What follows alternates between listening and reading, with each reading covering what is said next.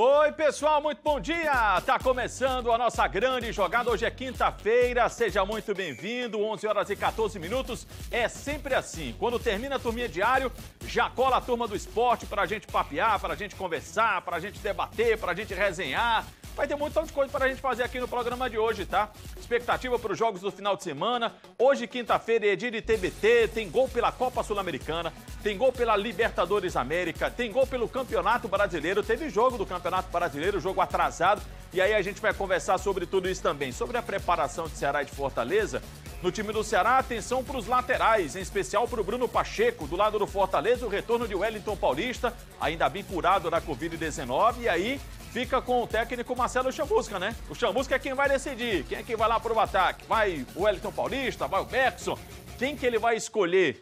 Ou não vai nenhum dos dois? Será que não vai nenhum dos dois? Será que ele coloca outro jogador? Enfim, deixa eu ajeitar só isso aqui pra ficar mais bonitinho que o Soares pediu.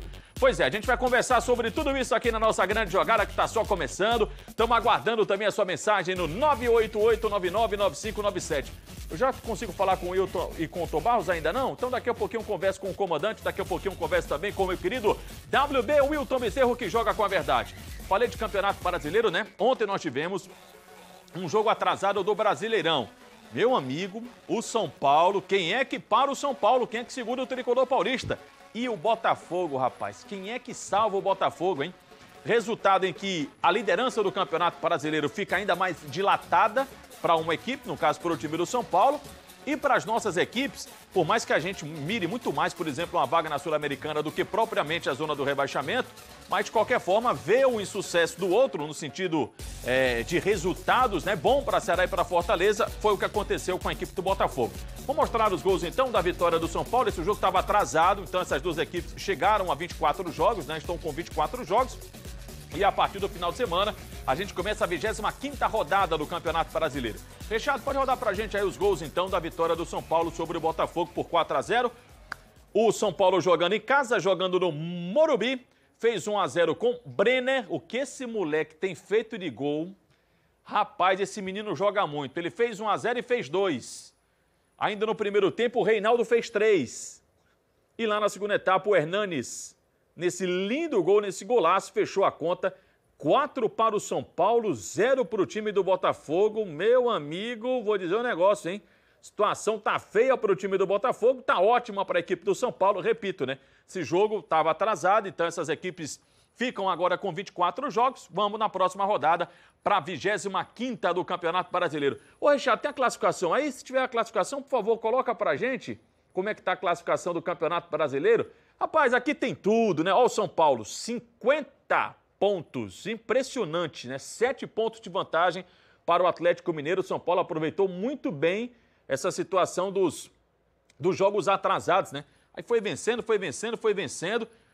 desbancando todo mundo. 14 vitórias, hein? Muito boa a campanha do time do São Paulo, 50 pontos. Aí logo atrás, o Atlético tem 43, o Flamengo tem 42. E se a gente observar, ainda falta esse jogo aí, que é Flamengo e Grêmio, né?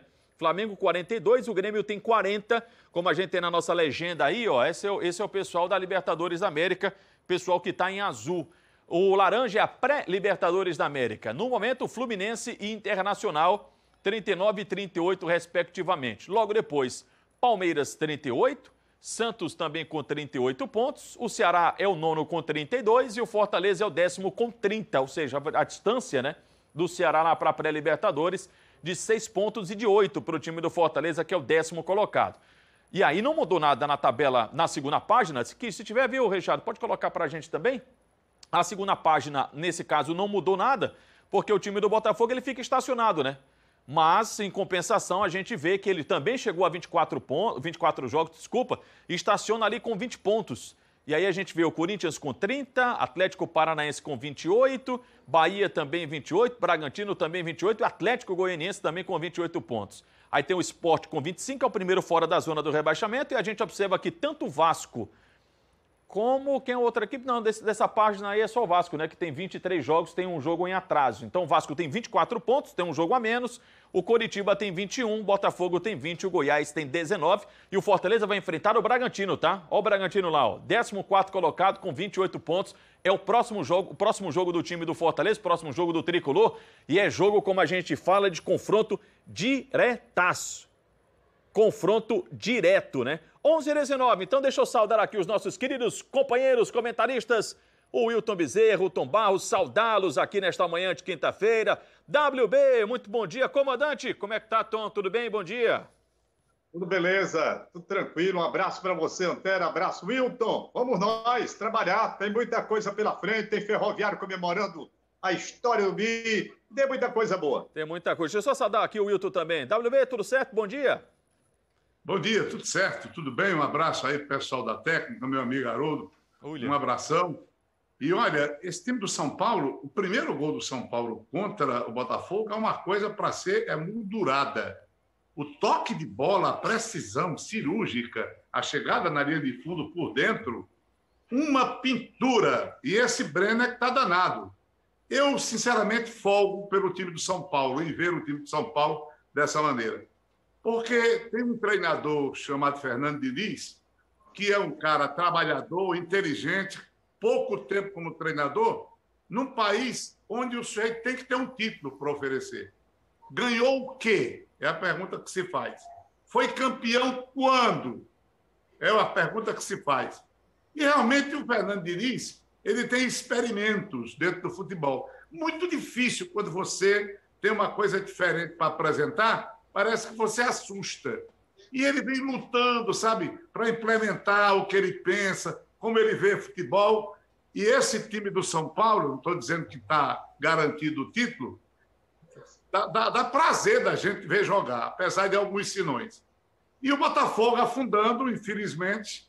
Se há um benefício para quem quer escapar e está um pouco acima, a gente lamenta porque é uma tradição do futebol brasileiro. Vejam bem o contraste. Eu falo do São Paulo muito bem e falo do time do Botafogo muito mal dentro do campeonato. Maravilha. 11h21, vamos tocar no assunto das nossas equipes, né, que entram em campo no final de semana. Aliás, no sábado, né, depois de amanhã, os dois jogam. Fortaleza, por exemplo, deixa eu começar com essa notícia aqui. O Fortaleza anunciou a prorrogação de contrato do zagueiro Paulão.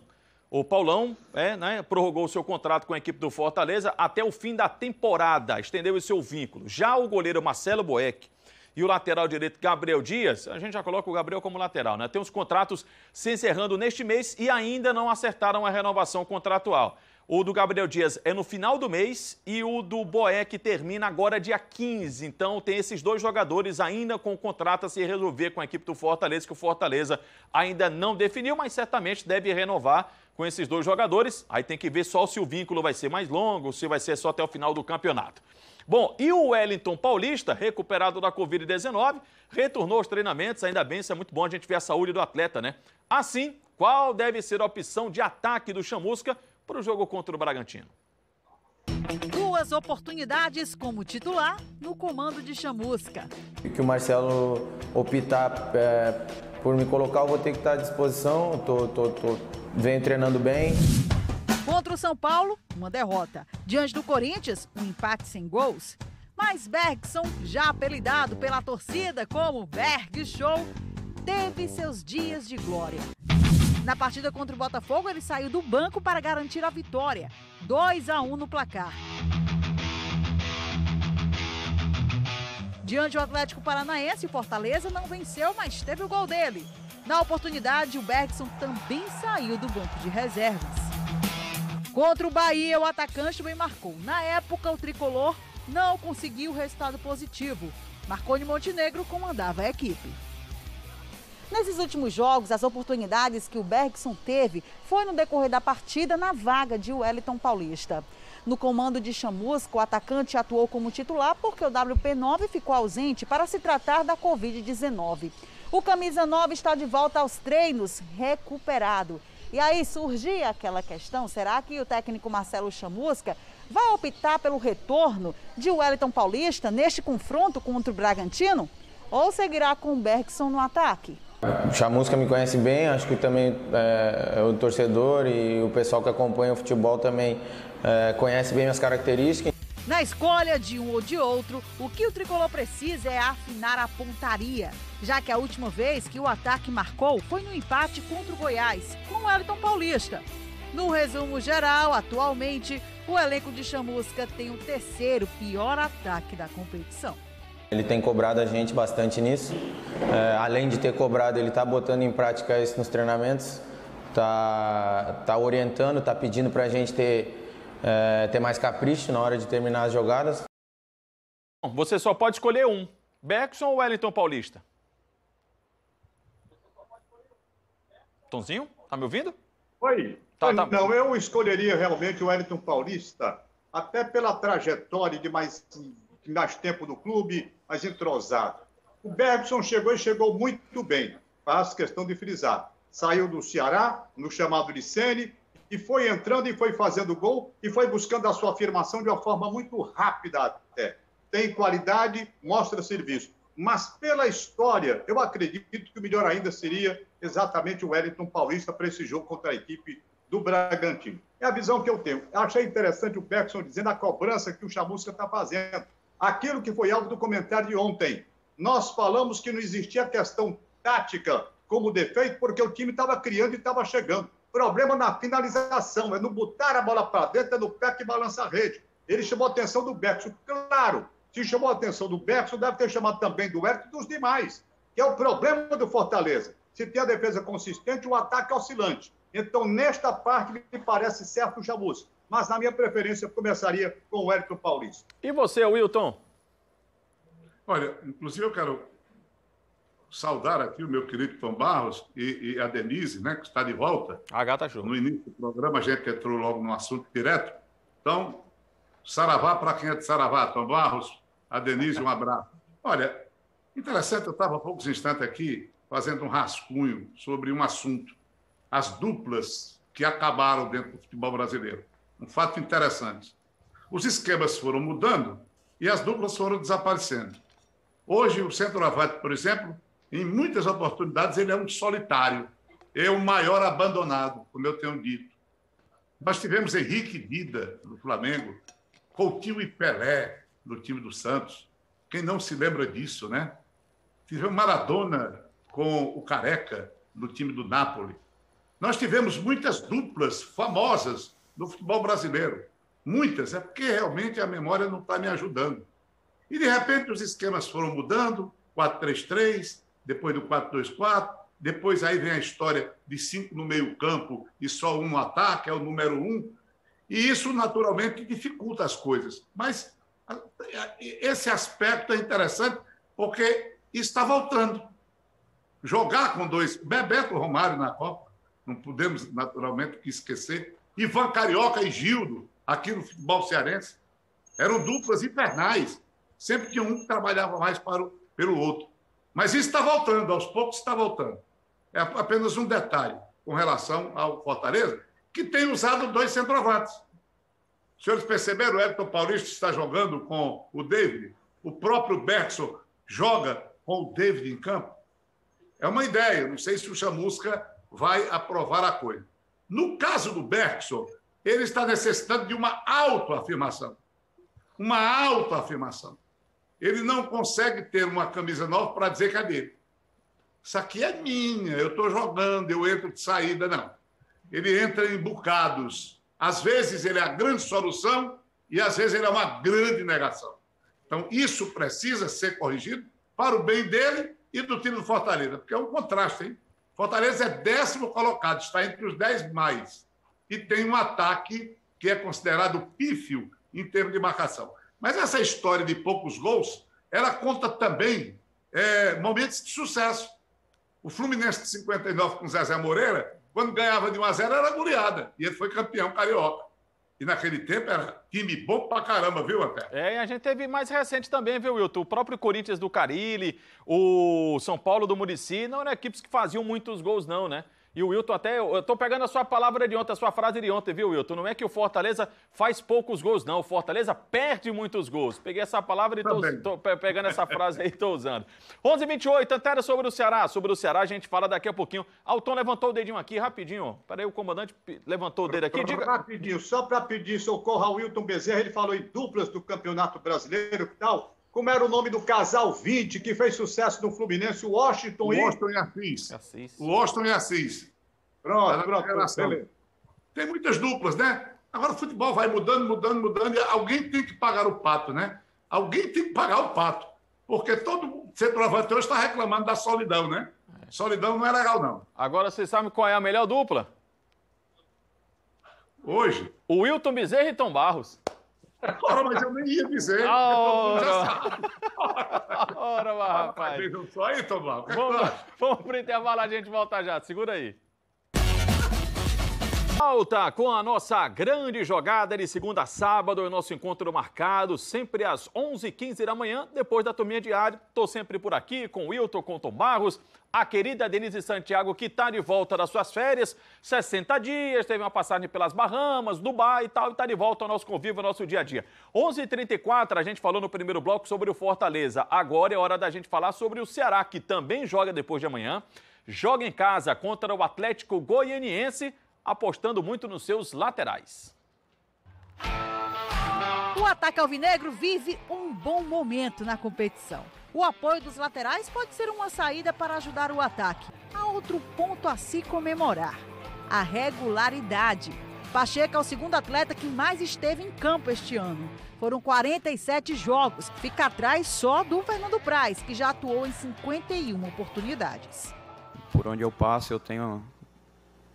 Graças a Deus eu tenho essa marca comigo de regularidade, de sempre estar jogando e sempre vou querer jogar.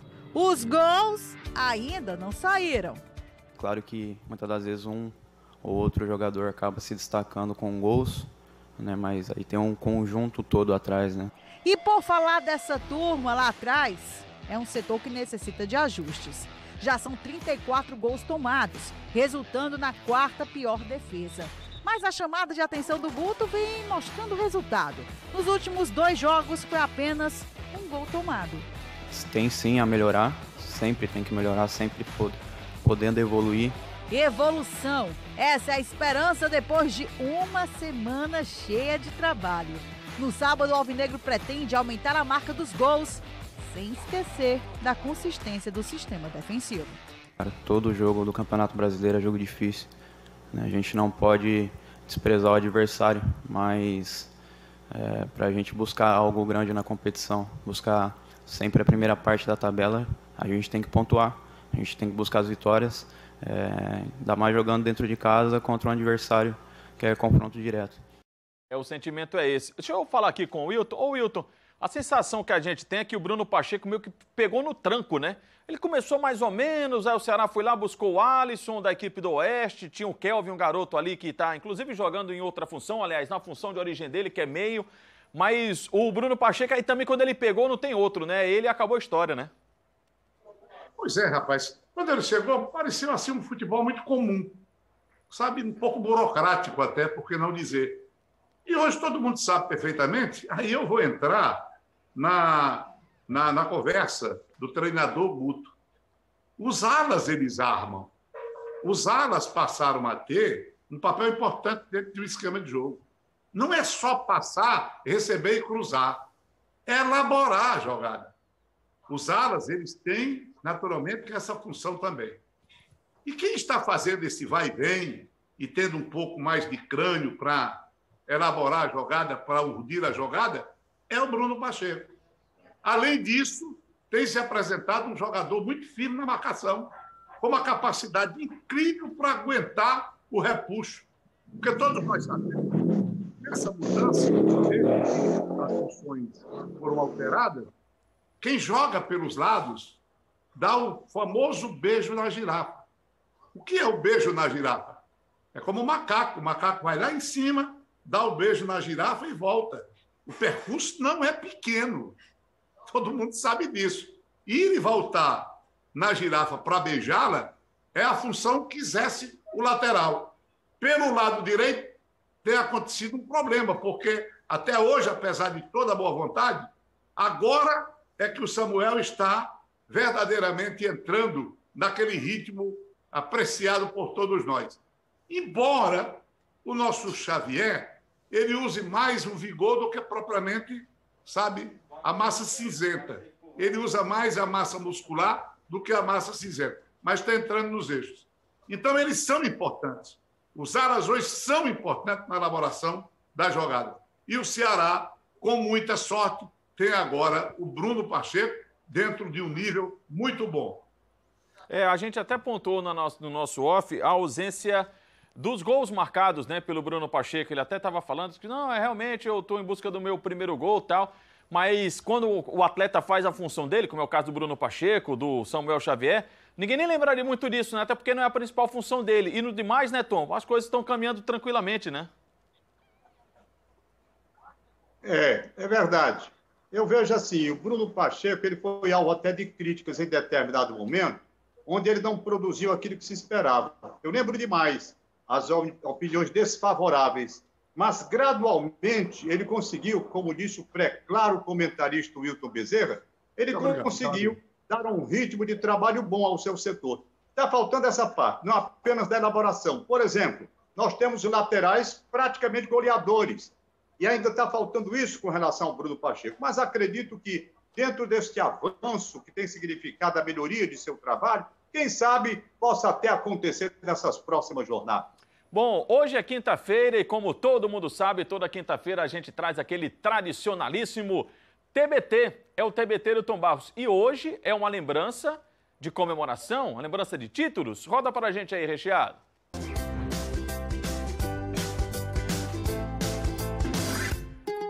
E também de saudade, né, Tom Barros? Há 25 anos o Ferroviário conquistava o bicampeonato estadual 94 e 95, comandante. Uma fase de ouro do time do Ferroviário. Uma fase de ouro, efetivamente. Porque não é apenas a questão desse jogo que você está mostrando aí, há 25 anos, essa disputa final com o Icasa, e o Ferroviário jogava até pelo empate e conseguiu efetivamente o título. Não é isso. É porque ele vinha de um título anterior, disputado em 94 com o Ceará. E foi também para o título de 96 tentar o tricampeonato. Então foi uma fase do Ferroviário, uma fase excelente.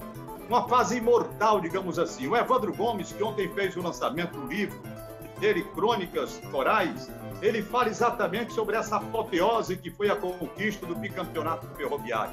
E louve-se, esse time foi montado e teve a continuação com Clóvis Dias, que depois foi injustiçado. O próprio Evandro da Crônica que escreveu a respeito desse título pede até uma revisão com relação à participação do Clóvis Dias. Por quê? Depois desse bicampeonato, e a torcida comemorou efusivamente, nunca mais o Ferroviário ganhou um título estadual. De lá para cá, o título sempre é dividido ou com o Ceará e com Fortaleza, 13 para o Fortaleza, 12 para o Ceará. O desempate aconteceu agora. Nesse time do Ferroviário tinha o Ricardo Lima, Paulo Adriano, Macácio, Wilton, o Robério, o Reginaldo. Rapaz, era um timaço. O Jorge Luiz, o goleiro, tinha o Roberval na reserva também, o Piriba Santos, Batista. Então, o João Marcelo era um timaço. E o time anterior tinha, inclusive, jogadores famosos também no ano anterior, como o Batistinha, como o Cícero Ramalho, sobre o Acácio aí. O artilheiro do ano de 94 foi o Batistinha com 20 gols. E o artilheiro desse bicampeonato aí, nesse jogo com o time do Icasa, o artilheiro do campeonato foi o Roberto com 26. Então, uma imagem que traz o Ferroviário do grande momento do estadual. Está na hora e o Ferrão recuperar outra vez essa hegemonia estadual, já que conseguiu até um título brasileiro. Imortal Ferroviário 94, 95 e quase tricampeão em 96. E aí a gente vê essas imagens, né, Wilton? Estádio lotado, PV com a presença da torcida do Ferroviário, o Tom passou a escalação, e aí eu lembro do Ricardo Lima, que é de Aracati, né? Foi inclusive o capitão de 94, bicampeão. A gente celebra, né, por causa dos 25 anos, mas ao mesmo tempo a gente sente uma saudade danada de ver um Ferroviário mais competitivo, o que não foi todos esses anos, desde 95, né, rapaz? Pois é, o sentimento é esse que você disse, é de saudade, sabe? É de saudade. Muitas vezes eu fico aqui, atento a algumas fotografias, e sinceramente é inacreditável. O Ferroviário fez grandes times. No passado, um pouco mais para trás, né, como a gente diz, e no passado recente. Belos jogadores. E eu fico perguntando por que o time do Ferroviário não readquire esse status, né, que ele sempre teve no futebol cearense. Ele não pode ser apenas um mero coadjuvante da competição. O que o Tom Barros disse muito bem. Ele pode voltar a ser um time de conquistas e de grandes jogadores. Há um carinho muito grande de nossa parte por parte do Ferroviário. Não só pelo fato do meu pai ter sido da Refesa, da antiga rede de ação cearense, mas pela ligação até do Ferroviário com o interior, com o Juazeiro, por exemplo. Jogadores que de lá vieram, como Zé de Melo, que foi um extraordinário jogador, defendeu até a seleção brasileira. O próprio Lino foi outro grande jogador que defendeu as cores do Ferroviário do passado. Recentemente, o Nasa, que veio do futebol de Juazeiro para o Ferroviário. Então, realmente, vamos esperar que o Ferroviário, que já trilhou um bom caminho de recuperação, ele chegue àquele status de realmente uma terceira força ameaçadora para Ceará e Fortaleza. E aí, como o futebol mudou, né? A gente tá vendo essas imagens aqui, pessoal de bicicleta comemorando dentro do campo. A invasão não, né? A gente não celebra não, mas era legal a gente ver o extravasado torcedor do Ferroviário e ver o PV praticamente tomado pela torcida do Ferroviário, né? Praticamente cheio lá com a torcida do Ferroviário e, claro, com a ausência das conquistas, do protagonismo, não houve essa renovação da torcida do Ferroviário, né? A torcida do Ferroviário não se renovou tanto, né? Mas isso é muito legal a gente relembrar. E toda quinta-feira tem um comandante aqui, tem um Tom Barros com o seu TBT. Hoje foi muito legal. 25 anos da conquista do Ferroviário do bicampeonato 94-95. Tom, aguenta aí. O Wilton Bezerra também, porque agora a gente vai falar de saúde. Manda, Zoião. Lançamento no peito, vai, bonito. Ah, tá fraco, viu, Zoião? Tem que botar o hipermeno aí na sua vida, meu amigo. Ó, vamos tomar o hipermeno para ter mais disposição, para você viver melhor. Quando o cara acorda, é uma disposição danada. Não é não, filé? O cara vai se levantar, meu amigo, o pé tá inchado, todo dormente, o cara não consegue se levantar, não consegue caminhar direito. Seu corpo tá dando sinal. E com o celular, a mão começa logo a ficar dormente. Seu corpo tá dando esse sinal. Então, quando o corpo começa a dar esses sinais, é sinal de que o sangue não tá circulando legal. A gente acaba se alimentando muito mal, né? E o hipermeno vai ajudar. O hipermeno vai nos auxiliar a viver melhor. Por isso que é bom você ligar agora para o 0800 270 1111. Mas deixa eu dar uma dica para você. Você tem que ligar e dizer que acompanhou aqui na Grande Jogada. Acabei de acompanhar lá com o Antero e eu quero o hipermeno porque o hipermeno é muito bom. 0800 270 1111. O hipermeno não é remédio, a ligação é gratuita, a entrega também, tem muita facilidade e tem muito benefício. Não é não, meu amigo Glauco?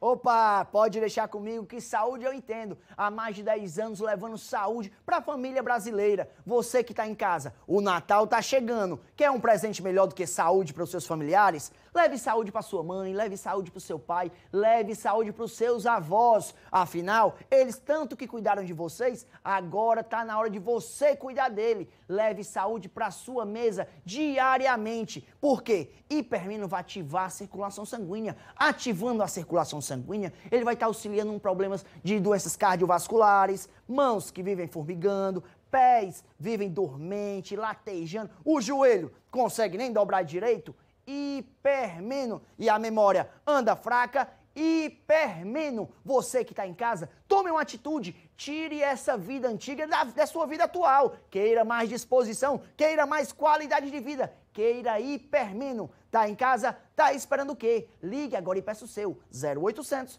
270 1111. O hipermeno é bom demais. Pessoal, pensa que acabou, não acabou não, tá? Ainda tem muita coisa para rolar aqui na Grande Jogada, como Libertadores, Copa Sul-Americana e um adeus. Rapaz, 2020 tá pesado, né, rapaz?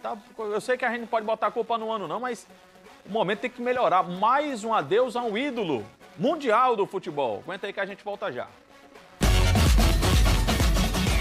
Estamos de volta com a nossa Grande Jogada, turma, já quase na reta final aqui do nosso programa, 11h52. A gente prometeu, por exemplo, Libertadores da América. Puxa vida, mais um brasileiro caiu, hein? O Internacional está eliminado, o Inter perdeu para o time do Boca Juniors. A gente tem aí as imagens para mostrar, o jogo foi na mística Boboneira. E, infelizmente, o Internacional até saiu na frente com o gol contra do Fabra.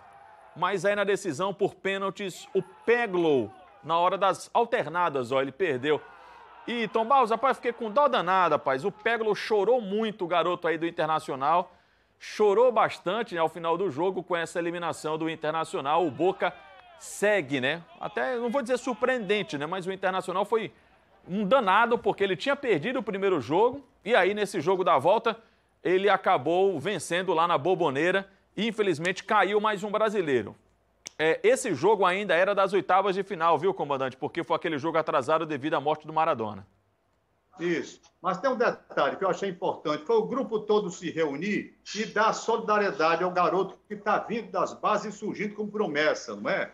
Então, ele pega, como o Wilton Bezerra diz, rapaz, é um crime se decidir nos pênaltis, porque joga a responsabilidade muito grande em cima de um só. E o cara fica traumatizado, afinal de contas, perde a grande oportunidade. O Internacional ganha lá dentro, nasce aquela esperança. E o jovem olha e diz assim, puxa, joguei tudo a perder. Mas não, houve o abraço, houve o carinho, houve o apoio. Eu achei aquilo fundamental e muito bonito até. Deixa eu ir em frente aqui, porque ontem nós também tivemos, mas já pelas quartas de final... Wilton, passo já a bola para você. Deixa eu só descarregar logo esses gols aqui, porque tivemos Grêmio e Santos, o primeiro jogo das quartas de final. O jogo foi na Arena do Grêmio. E o Santos fez 1-0 com o Caio Jorge. O Santos jogou sem Soteldo, né? O venezuelano testou positivo para a Covid-19. 1-0 o gol marcado pelo Caio Jorge, saída esquisita ali do Vanderlei. O time do Grêmio empatou no final do jogo, praticamente no último lance, em cobrança de pênalti do Diego Souza. Placar final, 1-1, Grêmio e Santos tem um jogo da volta na Vila Belmiro. Sobre as competições internacionais, tivemos o Bahia enfrentando Defensa e Justiça. Mais um confronto entre brasileiros e argentinos. Não deu para o tricolor baiano, jogando na Fonte Nova em Salvador. Esse é o primeiro jogo também das quartas. Brian Romero fez 1-0. Ele de pênalti fez 2-0. Jogo também que teve muita interferência do VAR. De pênalti, o Gilberto descontou e esse foi o placar do primeiro tempo, né? 2-1 para o Defensa e Justiça. No segundo tempo, o Fernandes fez 3-1.